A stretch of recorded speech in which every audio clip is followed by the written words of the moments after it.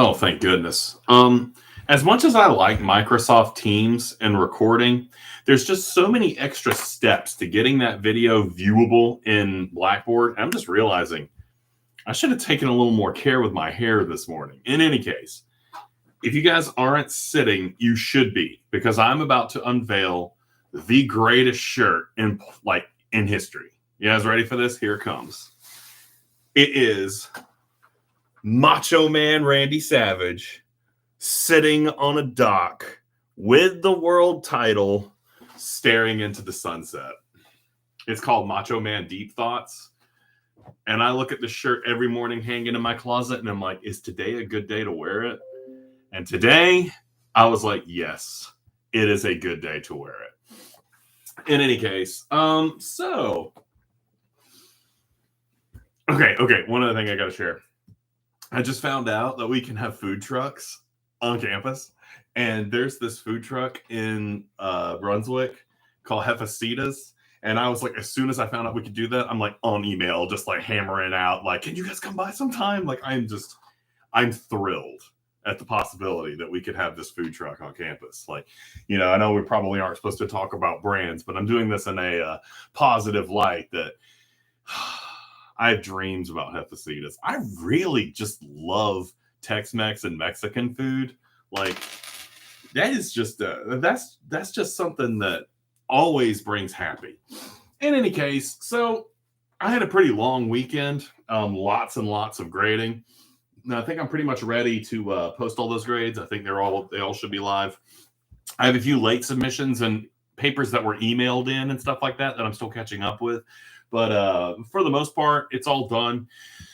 I'm not going to give you guys a discussion question today because I forgot to create the discussion forum last time, which means we're a little backlogged. Well, there's more than enough discussion questions that we can skip one every once in a while. So I will create the discussion forum today, and it will be the eco-narrative forum. I'll probably do that as soon as I'm finished with this video.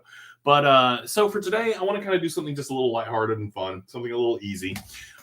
So basically the thing I want to do, and this is something I like to kind of, explore every once in a while.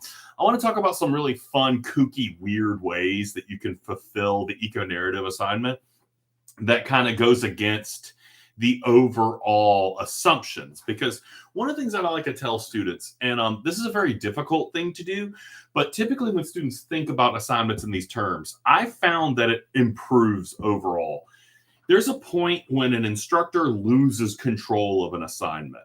And when that happens, students take the assignment and alter it and do weird, strange stuff that takes it in different places. That actually happened with our Jump the Shark assignment. Because this time, and I don't think I've actually talked about this because obviously I just graded them last week. Most of the Jump the Shark material this time took the idea and applied it to the personal. I always kind of throw a few mentions that that's possible and that that's an option. But this time, the personal Jump the Shark moment really took off. Most of the papers were about stuff that happened to you guys, and it turned into what we call grow the beard moments, right? Where it was like a turning point in your life that, like basically influenced things for the better. That was really cool. I was really surprised to see that. And when you're talking about something that's really deep and personal and, you're really looking back on your experience and how you changed, that seems to make for a really good paper. I was actually really surprised with the papers this time. Typically, I see a lot of students who are just outright struggling. And of course, as always, there are going to be students who have, a lot of trouble getting their ideas across. That's okay. That's why I'm here. But those papers, I was really pleased with them. They worked extremely well. All of them did. I was really happy with those. So in any case, I think it might be a good idea to kind of talk and focus on some of the weirdness that can come in with some of these assignments sometimes, because it seems to work, especially for you guys. Now, my favorite strange way of tooling this assignment. We make the assumption, I always make the assumption, that an eco-narrative requires the experience of the place to be had in the moment with those notes in your hands, right? So you go to a national park, you go to a local restaurant, you go to, you guys know the options. We talked about a lot of those. But what if you don't want to leave your house, right? Or what if you really want to talk about an experience you had a long time ago? The way I've responded to this over the last couple of days when students in the face-to-face class have asked this question, that's something I kind of miss in the online environment. And so a lot of times I talk about discussions we've had in the face-to-face class. And believe it or not, I bring up stuff that's come up in the discussions in this class as well. And, when you guys ask me questions, sometimes that gives me an idea of some things that are going to come up in the face-to-face class. So don't think I'm only doing that, one way. But one of the questions in the 1101 class was, do we have to have done this recently? When it comes to English, one of the things I constantly say is there really isn't necessarily a right or a wrong answer to most of the problems that face us, right? So if you're wondering if it's possible to do something that you experienced a long time ago, yeah, it is. Like, I'm not going to follow you to these locations. I'm not going to verify that you actually visited anywhere. I can't, right? I'm already busy enough as it is. But what I will say is this. I think doing something that you experienced in the past introduces more difficulty to the assignment. Now, that's not the case for everybody. But for me, if I'm writing about a place and my task is to bring that place to life, I find that the raw experience of that place aids in my description, right? So if I'm trying to bring that place to life, I kind of want to experience it as it is now. But that's just me. And I've had lots of papers where students have talked about childhood experiences and, places that they were fond of in childhood.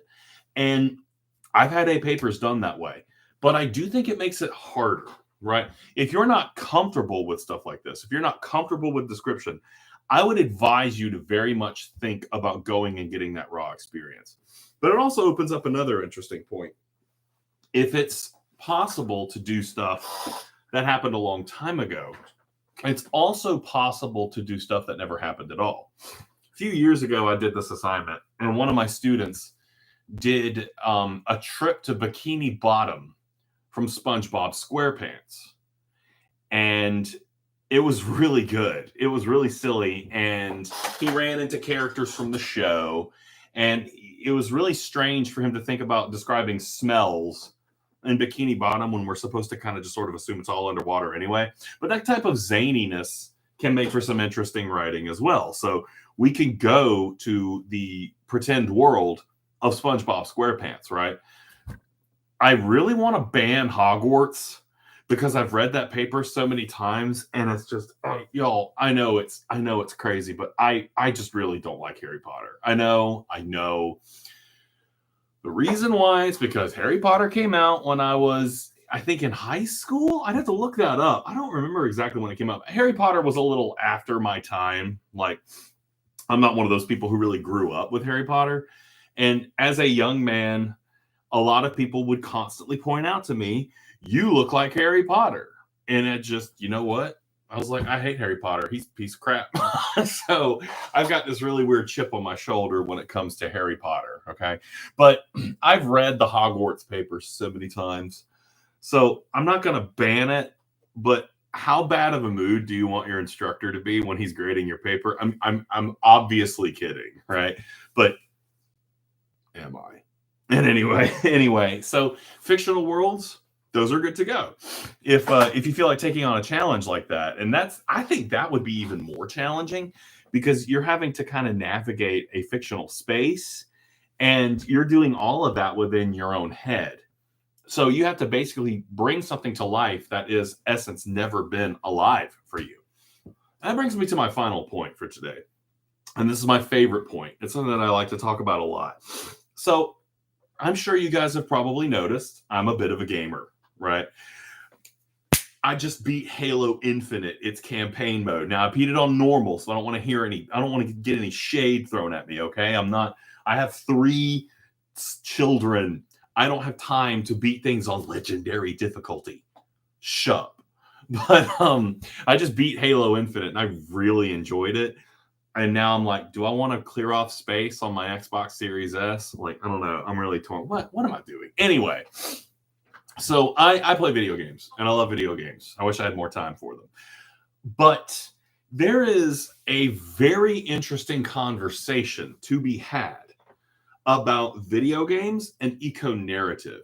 And this actually kind of goes in a lot of different directions. And I don't remember how much I explained to you guys about Umberto Eco and the origin of eco-narrative.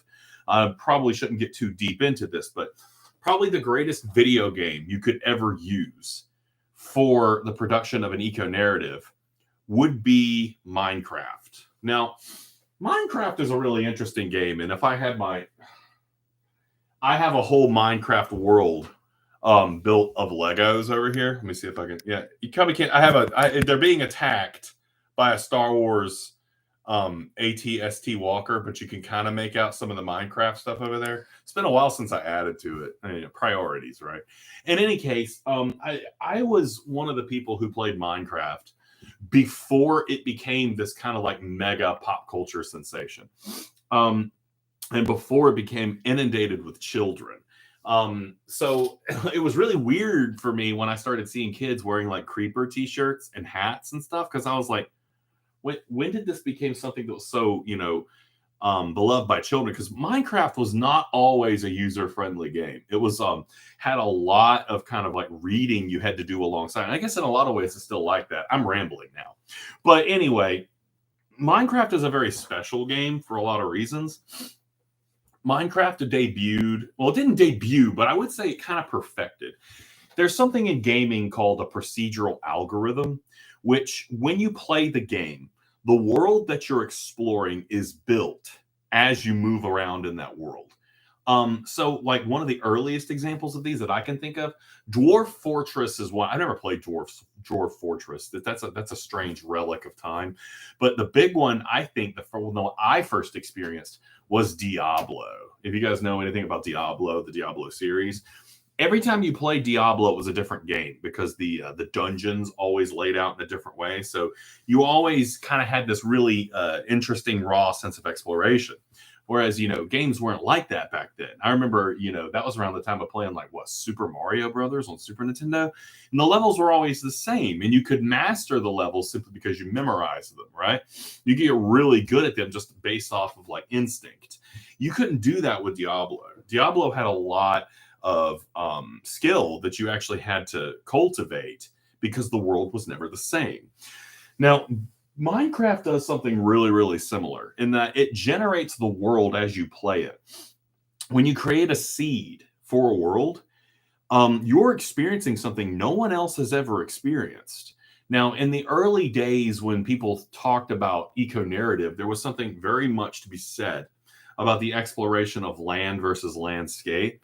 Land has never, ever been touched or seen by humans before. Most of us never get to feel that, right? Most of us never get to actually explore anything because the world around us has been so thoroughly cultivated and mapped. So it's a very rare thing for humans to get a raw sense of exploration.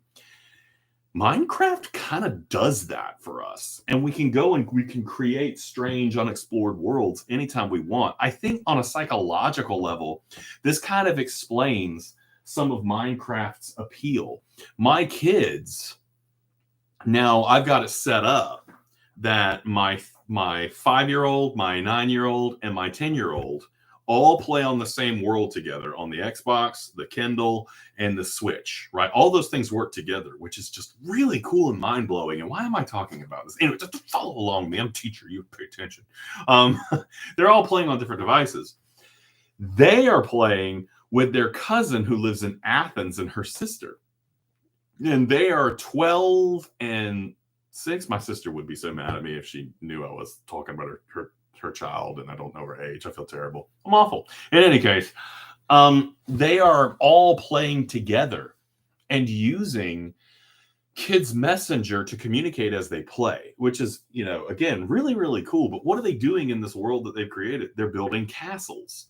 They're building like games to play. They're playing hide and seek. They are doing all this cool stuff. They're farming stuff. They have animals, pets that they've named. They're creating this world that was built from nothing. And it's just so damn wholesome. Like, it's crazy. I absolutely love it. Now, the point I'm trying to make here is, as far as an eco-narrative is concerned, if you wanted to play a game and write your experience of that game, you'd have to work a little harder to hit the senses.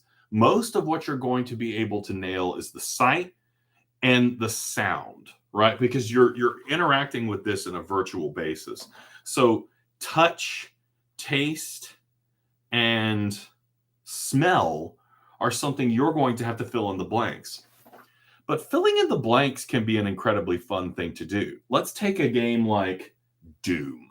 If any of you guys have ever played Doom, you are constantly blowing apart aliens. You are smashing their brains in and exploding all their innards everywhere. Can you imagine what that smells like? Like, just think about it for a minute. Ew, right? I had a student last semester write a dadgum good, oh, that's me being country there, write a really good eco-narrative using Skyrim. And all they did was start up the game and take notes through play about the environments they were in and what they experienced.